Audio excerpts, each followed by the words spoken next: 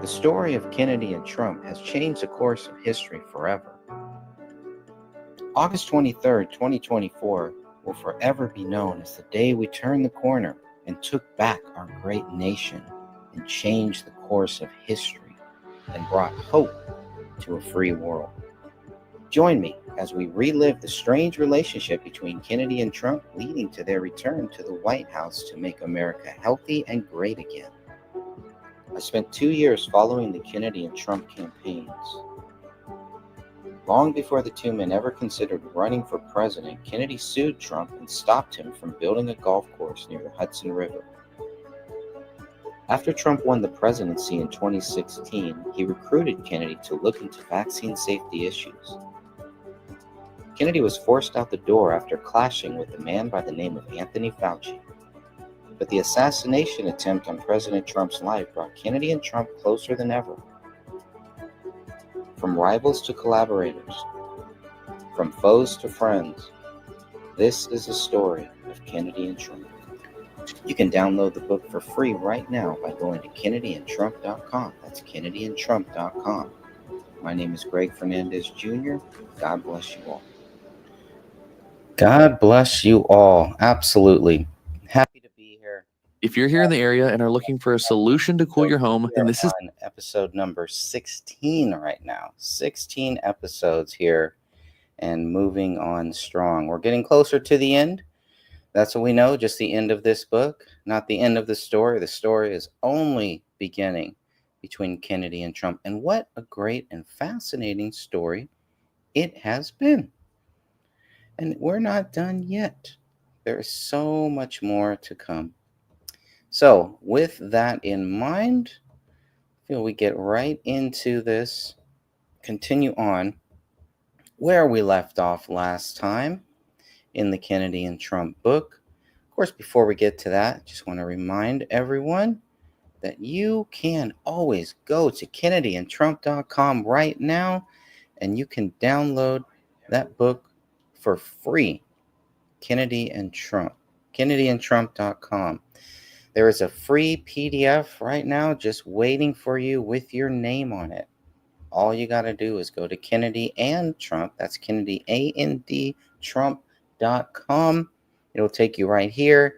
Click on where it says Book by Greg Fernandez Jr., and that will automatically begin the download process. Still waiting for the approval from Lulu.com so that I can pay another $80 and get the book onto Amazon and Barnes & Noble. Not sure what's taking so long. They said it takes 3 to 5 weeks, so we're getting closer. We're getting there. We'll see what happens with that, if they come back with any feedback or anything. But you can also buy the book right now for $15. It's going to be the best price, is to buy it directly from Lulu.com. So you can always go there and you'll be able to buy it. And then, of course, the story continues. Still working on, I'm going to close this window here since the gardeners are out. Still working on the second book. Got a lot of blogs here going on, so we'll have more blogs in the near future. All that will just be stuff that you will find in the second book. Of course, we have the book reading series that we are continuing on right here. And I will be, when I get a little bit more time, I will be adding the book reading series to the podcast on Spotify, the audio version only. It will all be there too. And you can find that at Greg Fernandez Jr. on Spotify. And then, of course, we have the Trump saga. My favorite of all of this is the Clipumentary series. 3 parts, about maybe 9 hours, maybe 10 hours, 11 hours. If you include the Wrestling with Trump video, you get about 11 hours there of content of just the story of Kennedy and Trump in video version. No commentary, just a clipumentary, just a bunch of clips with Kennedy, with Trump, following their journey back to the White House. You can also read about some other books that I have there too, and download any of those for free. And the newest one that will be coming out very soon, Shadows of Light by Greg Fernandez Jr. That one will be making its way very soon. And we'll continue on. So let's go ahead. I'm going to go back to sharing this one here. The red tide rises. That's where we left off. And that's where we will continue on right now. The red tide rises. This is page 117 in the PDF and the bottom of page 109 in the physical book. The red tide rises. A little over 3 months before the biggest election in our lifetime, Trump's game plan was simple. We don't need votes. We need to guard the votes. He also complimented Hulk Hogan for a great speech at the RNC convention. Hogan's speech was exactly what America needed at that time. A day later, on July 21st, 2024, Joe Biden posted a letter on Twitter announcing he would not seek re-election. Biden planned to finish his first term and then ride off to the beaches in Delaware. As a parting gift, he chose to endorse Kamala Harris to take the reins for the next 4 years. Trump had defeated Biden before one vote was cast in the 2024 presidential election. Biden claimed his mission was accomplished. I'm sure it was. Our economy, according to Biden, was the strongest economy in the world. Biden admitted he did intend to stay in the race and compete against Trump, but he believed it is in the best interest of my party and the country for me to stand down and to focus solely on fulfilling my duties as president for the remainder of my term. What a joke. I will speak to the nation later this week in more detail about my decision. For now, let me express my deepest gratitude to all those who have worked so hard to see me reelected. I want to thank Vice President Kamala Harris for being an extraordinary partner in all this work. I mean, just the same old political nonsense that we've been hearing for years by the same old tired politicians that nobody really wants to hear from anymore. That's why the Democrats are moving so far away to so close to socialism, is because they're so tired of hearing this same old, same old. Even they want something different. The options aren't that good, obviously, if that's the option that they feel they have, is to go more towards socialism and communism. But they're definitely looking at doing something different. Take that for what it is worth. All right, let's continue on. Biden then endorsed Kamala Harris as his replacement. My very first decision as the party nominee in 2020 was to pick Kamala Harris as my vice president, and it's been the best decision I've made. Wow. Today, I want to offer my full support and endorsement for Kamala to be the nominee of our party this year. Democrats, it's time to come together and beat Trump. Let's do this. Well, how'd that work out for you? The level of how delusional these Democratic leaders are, is crazy. It really is. And the party has been in trouble for a long, long time. But now they're at a whole nother level of idiocracy. The goal was always to beat Trump. Some Democrats truly believe they beat Trump in 2020, and so they expected to do it again in 2024, regardless of who the candidate was. Biden called for the Democrats to come together, but once Biden was no longer in the game, it was easy to see how fractured and divided the blue party truly was. The Democrat Party already split once when presidential candidate Robert F. Kennedy Jr. left the party of his uncle and took a lot of good Democrats with him. In order to win this election, the Democrat Party relied on the Obamas, the Clintons, the Bush and Cheney families, celebrity sellouts, and of course, the mainstream media, who has been lining their pockets, who is in their pockets, who is in bed with them, the mainstream media. That's one of the sadder things that we have seen in this whole thing, and not surprising. I don't think anyone is surprised that that is the case, that that's how it is. That's how it's been, and probably that's how it's going to be for a very long time. Unless there can be some radical changes, I'm not sure what else anyone can do to change that. And that's just the way it is. But it shows how biased the media is. Shows where the media is landing on this important issue and one of the greatest presidents of our lifetime, if not the greatest. People have been calling for Biden to drop out long before he did. His debate performance exposed what many already knew. Biden was not fit to be president of the United States, and he would never beat President Trump in a fair election. It's easy to credit the Democrat Party leadership for replacing Biden, but ultimately, it was his decision. Biden won the Democrat Party's nomination in all 50 states and the District of Columbia, but then he was forced to debate Trump. After being criticized for his poor performance at the debate, Biden was asked if he had any plans to drop out of the presidential election. Biden told George Stephanopoulos it would take an act of God for him to quit. If the Lord Almighty comes down and said, "Joe, get out of the race," I'd get out of the race. But the Lord Almighty's not coming down, said Biden. I commend President Biden for stepping down, Kennedy wrote on Twitter shortly after Biden's announcement. His infirmities were evident to any unbiased observer from the beginning. It was this progressive deterioration and his abandonment of Democratic Party principles that prompted me to enter the race and ensure American voters had a viable, vigorous alternative to Donald Trump.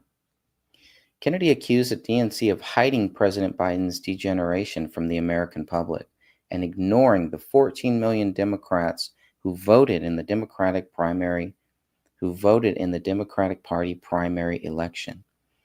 Instead of anointing a candidate handpicked by DNC elitists, the party should use neutral polling to identify the candidate who can best beat Donald Trump. That's from Kennedy. The delegates should then select a nominee based on this information. If they had done this to begin with, I would not have had to leave the Democratic Party. So there you have it. The last real Democrat, Robert F. Kennedy Jr., finally threw in the towel, as we saw earlier in part 1, and became an independent. That's how bad the Democrat Party is. Just a sad thing to see when you're doing your research on President John F. Kennedy, how far the party has fallen. Very sad. And they're not done yet. If Kennedy stayed in the race against Biden, and if the race was fair, Kennedy would have beaten Biden. Trump also agreed that Kennedy could have beaten Biden in a fair primary process. But it was clear the Democratic Party elites wanted nothing to do with Kennedy and his agenda to make America healthy again. They wanted Biden to be their nominee. They were ignoring the disastrous past 4 years. But in the end, Biden was pushed aside for a candidate who was even less popular than he was. By the time the Democratic Party realized this truth, it would be too late. How's the year? The first question Fox News host Jesse Watters asked Trump was what we all wanted to know since the assassination attempt in Butler, Pennsylvania. How's your ear? Good, President Trump responded. Getting much better. The bullet that grazed his ear had not affected his hearing. The bandage on his ear was shrinking. At the RNC convention, the white gouge patch almost covered his entire ear. During the interview with Jesse Watters, 1 week later, it looked like a small tan bandage at the tip of his ear. We're getting down to the small bandages, said Trump. Lots of people should get credit for saving President Trump's life that day. This should include the sniper who shot Crooks in the head, the people in the crowd who identified the suspicious person on the roof, Secret Service agents who jumped on top of Trump, Senator Ron Johnson who provided the chart which caused Trump to turn his head just at the right moment. But above all else, it was the Lord God Almighty who protected Trump. Speaking of the Secret Service, Waters understood that mistakes were made. No one told you not to take the stage. Nope, Trump responded. Nobody mentioned it. Nobody said there was a problem. I would have waited for 15 minutes. They could have said, let's wait for 15 minutes, 20 minutes, 5 minutes, something. I think that was a mistake. Trump made an interesting comment saying a Secret Service sniper didn't want to take the shot as he didn't know who the person was or if he had a weapon. But the police officer on the ground did know about the weapon. The lack of communication between Secret Service agents and local authorities is disturbing to me. But President Trump didn't seem too bothered by it, at least not publicly. Trump also talked about the Secret Service wanting to put him on a stretcher, and he refused, leading to a brief argument. Trump mentioned that Secret Service agents were taken away from him to protect Joe Biden, who was courting a small event nearby. Who needed more security? Authorities were already aware of a plot to kill Trump when they lessened his Secret Service protection. Another interesting piece we learned during the interview was that SS Director Cheadle would not say that Crooks was the only shooter, even if she knew it to be true, according to Waters. She also wouldn't answer when Congress asked if the Secret Service, at any point on the day of the shooting, had anyone stationed on that roof where Crooks was shooting from. What could be the harm in Director Cheadle clarifying there was only one shooter at the scene and if anyone was stationed on that rooftop? Instead, she gave a short interview with fake news media and said there was an issue putting someone up there because the roof was sloped. This was a lie. The roof was not sloped, and there were authorities assigned to that roof earlier in the day. Regarding the sloped roof, Trump said, this thing just had a little upswing in it, a few degrees. Essentially, it was a flat roof. So I don't know if somebody gave her false information when she talked about the slope on the roof. Cheadle didn't visit the crime scene before or after she met with President Trump soon after the shooting. She came to see me, actually, Trump said of SS Director Cheadle. It went very nicely. She was very nice, I thought. But somebody should have made sure that there was nobody on that roof. That roof was a dead aim right onto the stage, and they said they didn't have the manpower for it, which is crazy. 130 yards is like sinking a 1-foot putt. It's considered really close. A bad shot would usually hit the target. With everything we've learned since the attempted assassination on Trump, the murder of one of his supporters, and the injuries of 2 others, Trump wondered, why couldn't I have stayed off the stage for 5 minutes while they do their work? How does a situation happen where a roof that's plainly in sight from the location where I was speaking, why would somebody not have seen that? Too good to be true. Actually, I think I will stop right there. I think that's, we'll go one more. I'll go one more little section. Kennedy competing in the presidential election against Biden in the Democratic Party primary was too good to be true. Kennedy running as Trump's vice presidential candidate was also too good to be true. So why would this rumor be any different? When asked about the rumor Kennedy was going to get a job in the Trump administration, Kennedy quickly stated that is not true. There was no reason to doubt him, unless you consider the leaked phone call between Kennedy and Trump covered earlier in this chapter. There was something special about the way Trump talked to Kennedy during that conversation. Kennedy mostly listened as Trump tried to convince him of all the great things they could do together. With Biden out of the race,